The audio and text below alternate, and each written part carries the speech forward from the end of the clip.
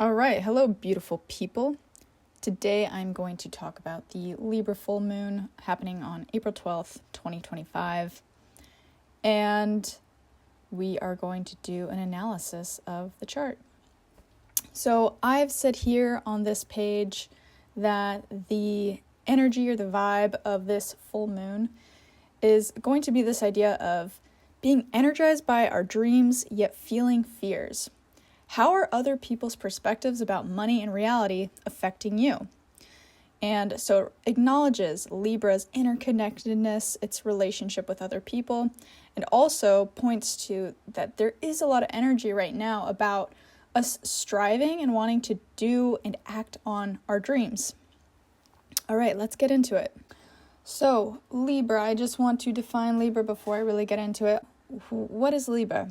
I use this definition by David Cochran, who has a YouTube channel called Evidence-Based Astrology, and I reference two of his videos that are about Libra. And the definition of Libra, according to David Cochran, is that Libra respects other perspectives and sees equal value amongst them. And so this is Libra at its core. Libra at its core is not all these different associations that we get. Those are more like symptoms. So when we hear things like, oh, Libras are really indecisive, they're people pleasers, or they love beauty, that doesn't get to the core of what the sign is. And so I really like that David Cochran does that and has done research to see what is their essence. And so he's done extreme case sampling where he looked at hundreds of people who had predominant Libra placements, and he saw what is the most common thing amongst these people who are ultra Libra. And what he found is that they are people who seek to relate to others as equals.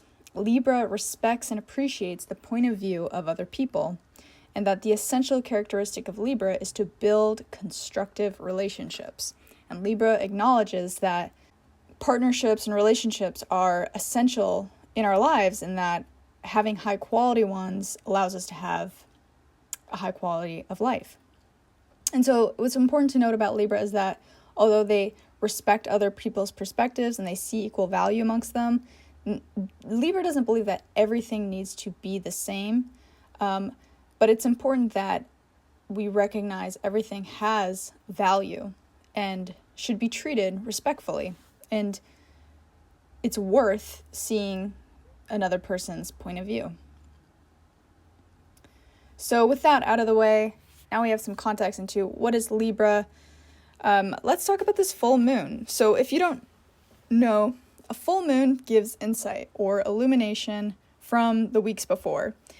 And even further, when we connect the signs to their new moon, that means the new moon was 6 months prior. And so really this Libra full moon can encapsulate the time between the Libra new moon, which was 6 months ago, to now. And so the full moon is a culmination of those Libra ideas about listening to other people's perspectives and valuing relationships. And so something important to distinguish, and this is why we do this moon analysis, is that a new moon projects and a full moon reflects. And so the moon gives us this really nice patterning to put our energy out and project something new while also reflecting on that which has come to us. All right, so for this full moon in 2025 for Libra, we see that the sun is opposing the moon, that's necessary in order to have a full moon. That's how it's illuminated. And they're both having a relationship with Mars and Jupiter. So let's start by looking at the sun. All right, so the sun is our consciousness. Our sun is where we actually put our awareness. And so the things that we've been consciously aware of this season are having and acting on a drive to make a dream come true from your authentic inner world. And it's important that we make it real and tangible. So it's the focus has been on making a dream that's important to you that represents your inner world come true in a real and a tangible way. The second thing, this is looking at Jupiter, the sun's relationship to Jupiter right now, is that we've been focused on growing our career and life's work. And sense that whatever ideas or connections we've been making at this time are going to help what your heart and soul want to bring into this world. So Jupiter being in Gemini shows that we're getting ideas about that which can help us in our career, given that Jupiter here is in the 10th house. And we might have a kind of curiosity about things we're learning as it relates to our career, and that's where our attention is. And so the thing to reflect on, or the thing to note, is in the last couple weeks, or even since the time of the new Libra moon, regarding these ideas of acting on your dreams and actualizing them, what has come to your attention from other people's perspectives that has either aided your transformation and growth to that goal, or stirred conflict in your values or sense of what you see as true? And right now, with the sun being in Aries, our focus is on that which is authentic for us and that which is true for us. And Aries wants to stay in integrity and honesty. And it really needs to experience what it's experiencing. And since it's having this full moon opposition the moon, the sun, we're also coming into relationship with other people's perspectives.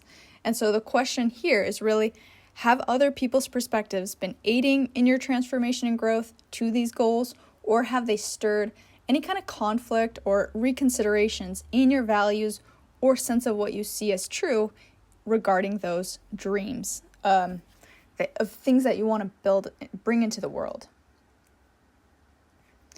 All right, so let's look at the moon side of this. And so for the moon is in the second house.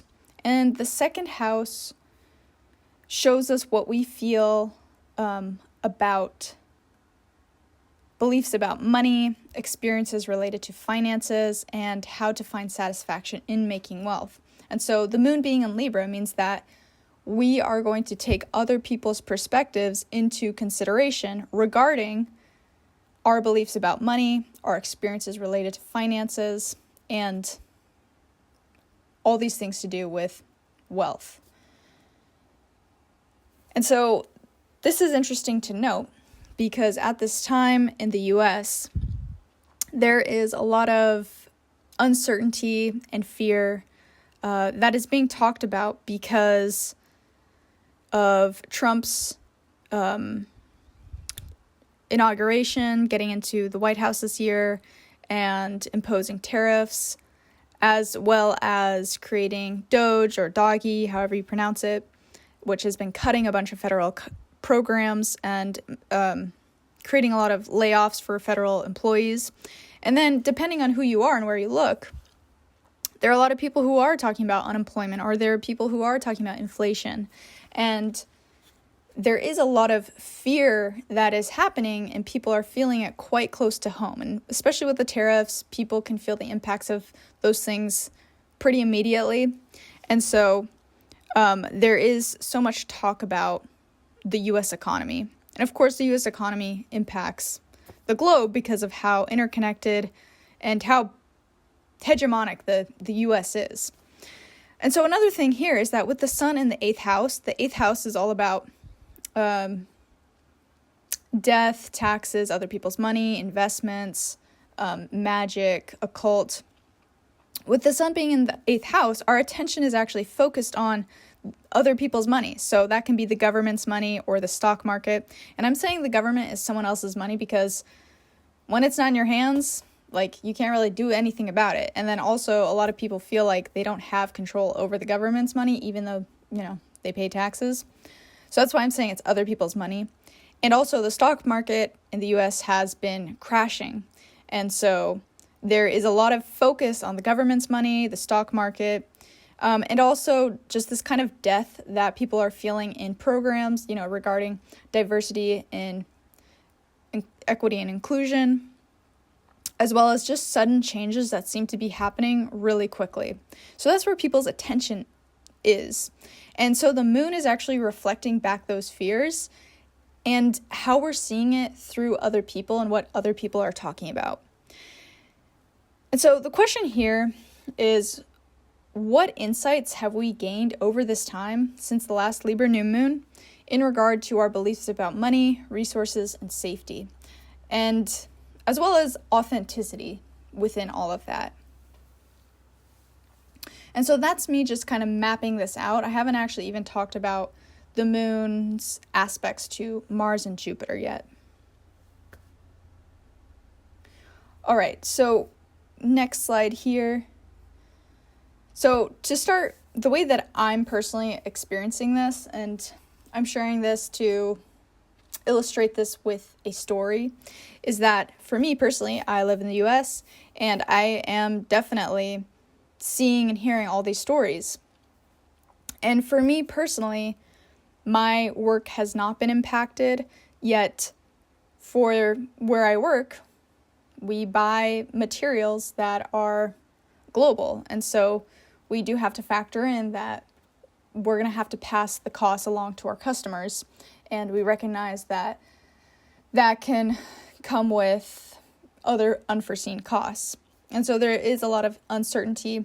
Also, for the company I work for, we do rely on federal incentives and grants for some of our projects. And so that's also put in a layer of uncertainty if we are going to be able to have certain projects go through or not. And so it feels much closer to home. But also just in my personal experience, when I go online, I see people talking about their fears and their anxieties, which the way that anxiety works is that it spreads, right? And so something like money is so core to us. It's so fundamental and foundational. It's a resource that we need to live in this society, in this kind of world. And so that's why it's in the second house of being this kind of, it's a part of your body. It's a part of your safety, is to have material financial security. And so for me as a U.S. citizen, it does make me feel nervous. I do notice that I have come up with certain anxieties, but personally, I'm not affected in that I've lost a job or that the chances of me losing a job are high. It's just that it feels like there's this uncertainty in the air that is uncomfortable. But the other thing is that I feel conflicted about other people's authentic experience and perspective of drowning in this fear. Because I have a true and authentic experience of being optimistic and feeling like things can work out. And I am very much feeling this energy to work on my dreams. And so to go on social media and see that, a lot of conversation is about fear about the economy, things that are going to happen, state of affairs.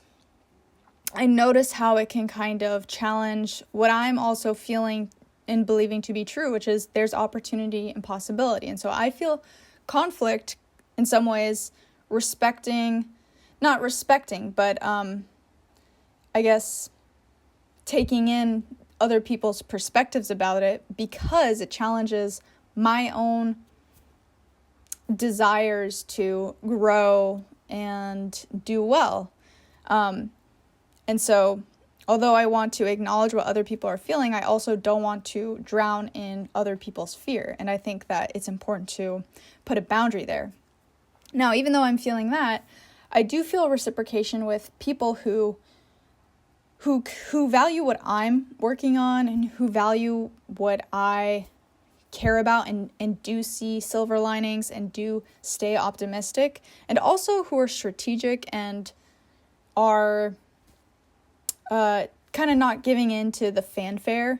And that's where I actually feel connection, and it makes me value those kind of perspectives and those people. And so overall, what we're seeing is a shift in our values on the types of relationships that we hold. So like I just illustrated there, I'm feeling a division between certain people who are having their real experience of having fear or having layoffs or whatever. And I also notice that I feel more connected to people who are staying optimistic or who are not reactive. And so what we're seeing is a way in which our values on the types of relationships we hold is shifting, because our relationships actually will impact our financial health. And so in this case, what I'm illustrating is that the perspectives that I choose to listen to more often is going to impact my financial health. Am I going to listen to more people who are drowning in their fear, or am I going to listen to more people who are playing the long game? And again, I don't want this to get confused that I am bypassing or diminishing anyone's experience. People are totally having their experiences, and I also cannot control the world. I can't help everybody. I really have to take care of myself. And so what I have to do, or the way I'm experiencing it, is what I'm valuing, the type of relationship or the kind of relationship I'm seeing as valuable that impacts my financial health is one that aligns to my dreams or supports my bigger thinking. All right, this is another slide. And so let's talk about the kind of relationships that people are valuing. So since the moon is in Libra, let's look at Venus, because Venus is going to tell us this story about what we're valuing. That's what Venus is all about. And Venus tells us what we're attracted to. And another thing I'd like to note here is that Venus recently got out of a retrograde. And so a retrograde period can be a period of evaluating what do we value, what are we attracted to. And so there's a kind of clarity here that we've experienced from Libra new moon all the way to this full moon, and with a Venus retrograde in between, in getting clarity on what are the types of relationships that we value. And so Venus here is actually in the 7th house. And so again, what we're actually valuing at this time are one-on-one relationships. And let's talk about the quality of those relationships.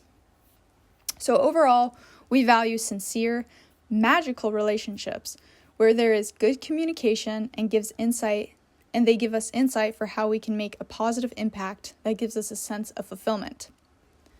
And the reason this might be even something that we're attracted to at this time is because we might feel we're not getting that. We might not feel we're getting transparency, or we're not getting a kind of sincere and magical and hopeful experience that is all about having a positive impact for self-fulfillment. And so when we don't have something, we tend to want it. And so culturally, that can be something that we're seeking out at this time, is realizing, oh, having really good relationships is very important to me. And this is kind of the quality of relationships I realize I'm striving for, or that matters to me. And so we value these kinds of relationships that are sincere, optimistic, magical, that have good communication, because they give us the ability to act on what we're passionate about and drive us to expand or develop what we are attracted to intellectually, and provide exciting and natural inspiration that feels spiritually fueled from a higher source. And so this is like kind of the juice, having relationships that help propel you to the next state, to this higher calling, higher purpose. It's really amazing, and it's a really amazing way to interface with people. And so Mars influence here with the moon. So that was Venus. That's the way in which Venus is showing us what the moon is valuing in relationships, or the realization we've gone with this 6 months period. And Mars influence right here, Mars is squaring the moon. And so a square is all about a drive to do something. And so since the moon is about our moods and patterns, our habits, memory, what we're finding is we're wanting to find a satisfaction in making wealth or shifting our beliefs about money. And in order to do that, we need to honor our desire to want to accomplish and improve our skills as they relate to our dreams. And so there is a drive here to accomplish and to improve our skills as they relate to our dreams. So not to just be doing anything for the sake of doing anything, but to do something intentionally as it relates to the kind of world that we want to bring about, that we dream of living in. And emotionally, we feel a drive to feel accomplishment in that way. Now, the moon trining Jupiter, we also feel an expansive mood to enjoy new insights and ideas that we get in regards to our heart and our soul's calling.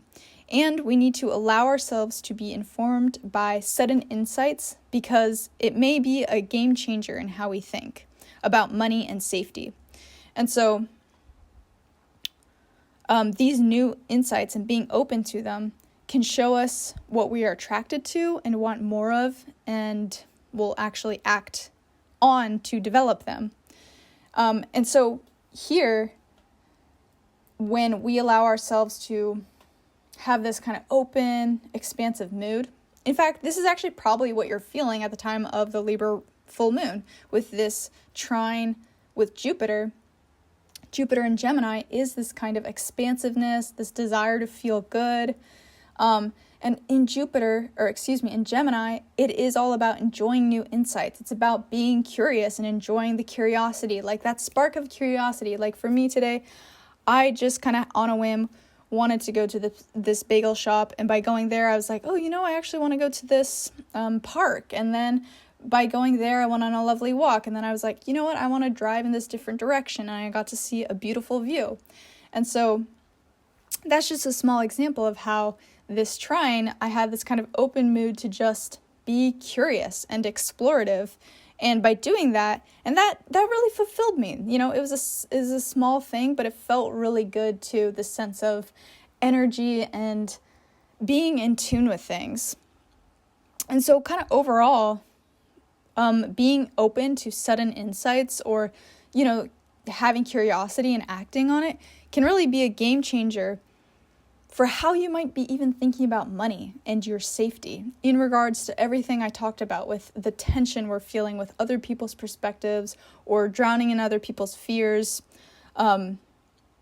Because we are feeling this calling to act on our dreams, to be open-minded and expansive, and yet we are also feeling the kind of pain and perils of other people and our society. The other thing that I want to note with Jupiter is this idea that I recently got with this book called Beyond Anxiety by Martha Beck. And I actually came into awareness of this book in the last 2 weeks. And her book, Beyond Anxiety, is all about dealing with anxiety. And I feel I've done a lot of work with anxiety, so I didn't pick it up thinking, oh man, I've never studied anything on anxiety. I picked it up because I was curious, is there something here that I haven't learned? And what was cool about that, one of my takeaways, was that she said that when you're experiencing anxiety, you also can experience curiosity. And there was this study where researchers went on a hike with people who rated themselves as anxious, and they would stop at certain places on the hike and they would just say, And so they introduced an element of curiosity. And at the end of the hike, the participants said that they felt less anxious. And she brings up this idea again and again of how can we see things differently or be curious to these things that provoke anxiety into us, whether it's I wonder why I feel anxious, or I wonder why this thing makes me feel this way, or I wonder why I'm jumping to this conclusion. And so actually introducing curiosity to your fears or to the fears that you notice being reflected to you can, one, be a great way to manage anxiety, and then two, can actually give you a lot of insight that allows you to be sympathetic to other people or empathetic, not take their pain as personally, but also it can help you to not take on that energy and feel like you have to deal with all the burdens of the world. And having some curiosity can introduce a level of playfulness, and that can really help you to feel better. Another thing, as this relates to the 10th house, and she also talks about in this book, is this idea of the left brain and the right brain. And the left brain and the right brain thing is very interesting because the left brain is where we have more of our linear thought. It's how we can speak. It's our ability to write and walk. And so if you lose left brain function, you can't do those things. And so people who have strokes and they lose some left brain functionality, that's why they lose the ability to speak or walk or things like this. And, excuse me if this isn't fully comprehensive. This is just what I'm remembering on the top of my head. In terms to brain anatomy and all the facts. But generally speaking, that's what the left brain does. But another thing that the left brain does is it pretty much is the root of our anxiety because it looks out for fear. It looks out for the things to be cautious of, to be careful with. And it's why we can be in a more negatively attuned state where we're more on the defense because we want to take care of ourselves. But unfortunately, this is like the trick of anxiety, is that it makes us just feel like we're perpetually waiting for the next tragedy to happen, when in reality, that's just something that our left brain is projecting. It's an imaginal act. We're imagining this thing in order to have this sense of control. And so with the right brain is different in that the right brain is more about connecting. It's more about playfulness and curiosity, art expression. It's not solely emotion. Actually, both hemispheres have the limbic system, and they both have emotional regions. They're just kind of different in the emotions they inspire. And so I would say the emotions that the right brain inspires are probably more about optimism and love and connection.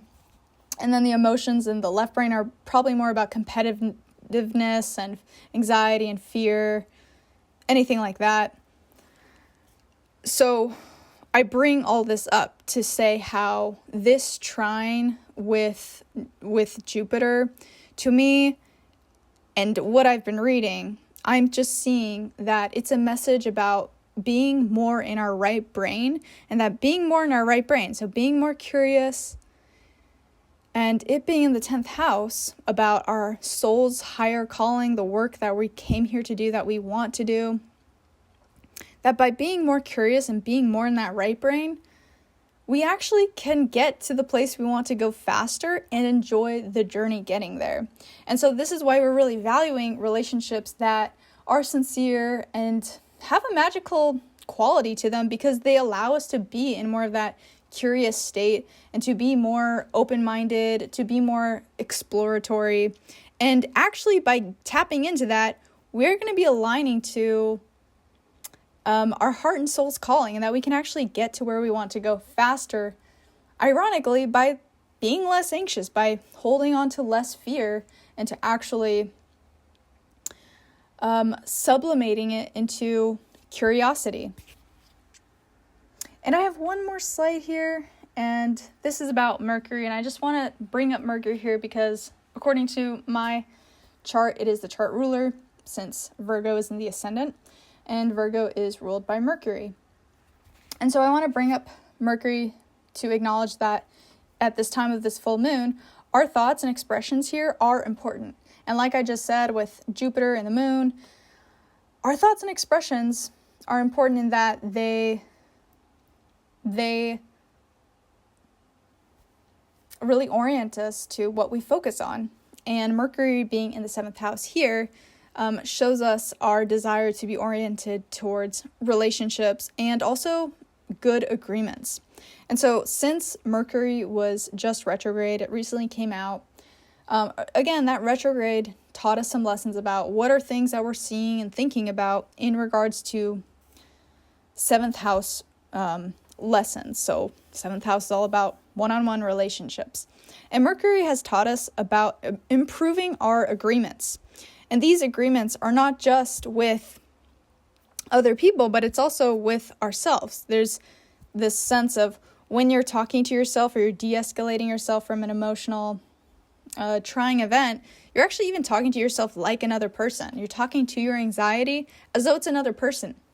And, it being in Pisces, there's this sense of being intuitive and emotional and connected to it in order to have that empathy.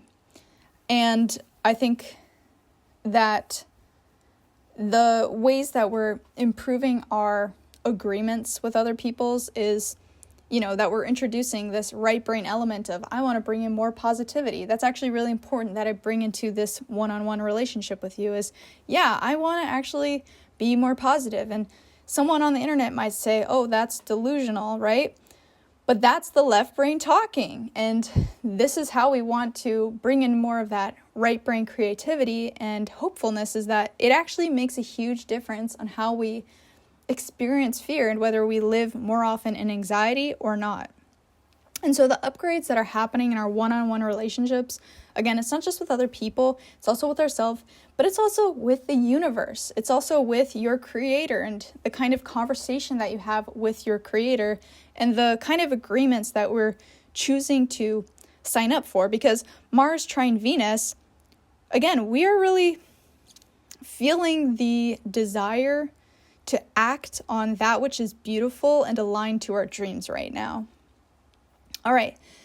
And Mercury is conjunct Venus and Saturn. And so what that just means is that it's amplifying this desire of us to want to be sincere and straightforward in the way that we communicate with people in our relationships. So even though you might say, I want to be right brain, I want to use more of my right brain and be optimistic and be hopeful and not just focus on the negative and the anxiety.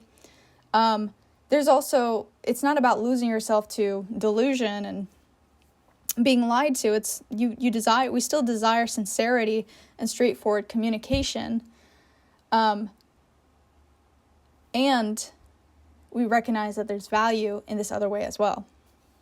So that's just to say that, again, this isn't about we want all the fluff and the ice cream and, all that stuff.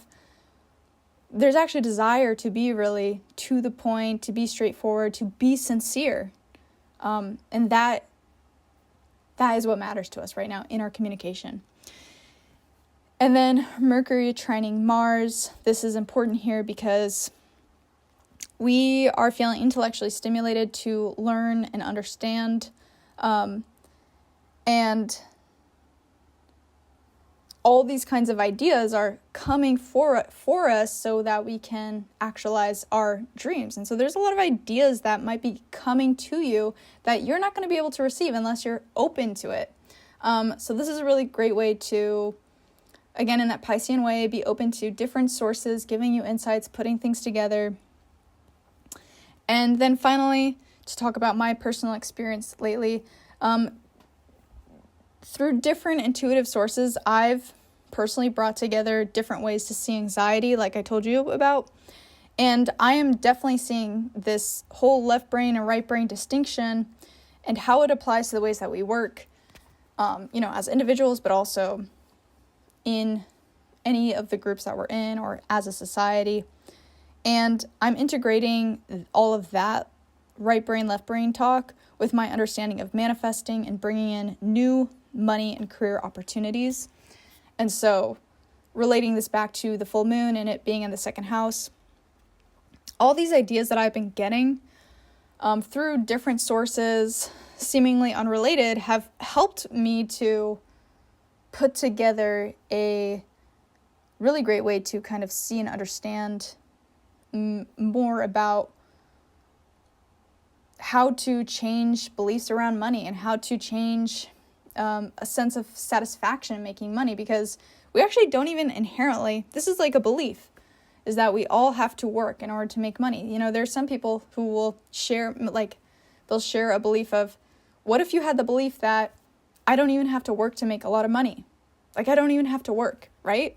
There's so many different ways in which we can approach the fears or the things that we latch onto in order to feel control and safety. And yet that is just the kind of most bottom way that we can use our imagination.